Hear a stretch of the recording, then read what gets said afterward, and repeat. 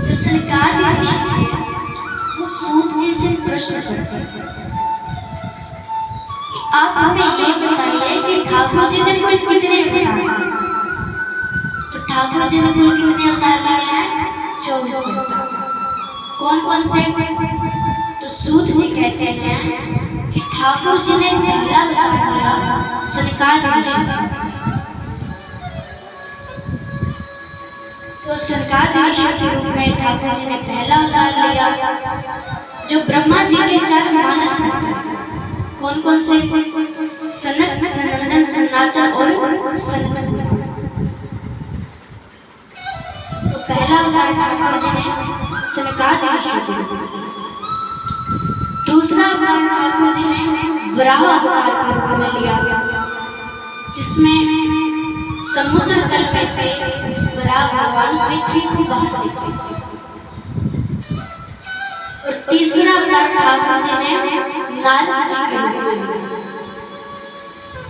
तो वैसे तो हम सोचते हैं कि जो ठाकुर जी है वो जितने अवतार लिए हैं वो स्वयं होते हैं, नहीं, उनमें केवल उनका अंश आता है, वो अपने अंश से उसे बनाते हैं।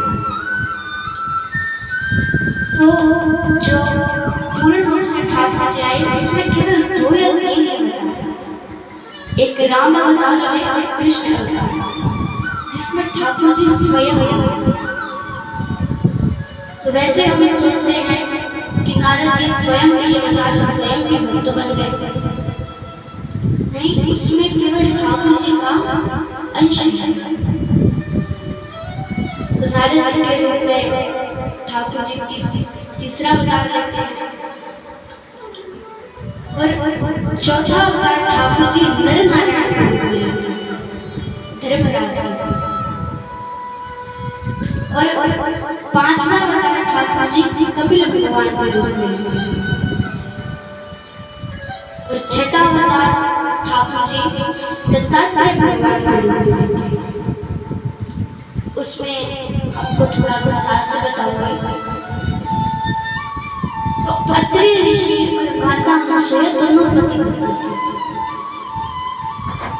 उस समय माता अनसुया के सतीत्व का डंका बजा था।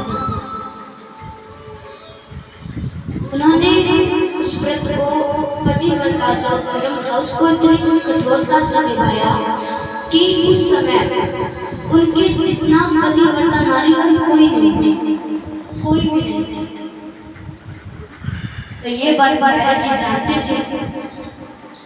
तो नारद जी तीनों देवियों के पास जाते हैं। तीनों देवियां कौन है? 3 देवियां, ब्रह्मा, विष्णु और महेश। तो 3 देवियां कौन हुई?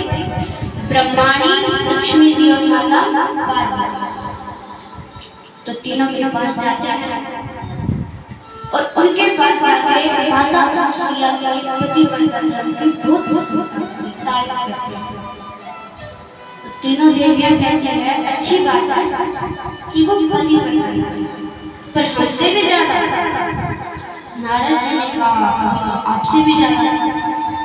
अब नारद जी को जो करना था वो कर दिया। अब नारद जी चले जाते हैं। अब तीनों देवियां कहते हैं कि जाइए और माता अनसुया के सतीत्व को भंग करके, हमें नहीं पता कैसे। तो महाराज जो तीनों देव थे वो माताओं को बातों से भी समझा सकते थे, पर नहीं, क्योंकि जो बातों से कहा जाता है उस पर इतना विश्वास नहीं होता। तो क्योंकि बातों का इतना असर नहीं होता जितना आंखें देखें। तो अब तीनों देव कहते हैं अब तो इन्हें समझाना ही पड़ेगा, कुछ तो करके दिखाना ही पड़ेगा। तो तीनों देव जाते हैं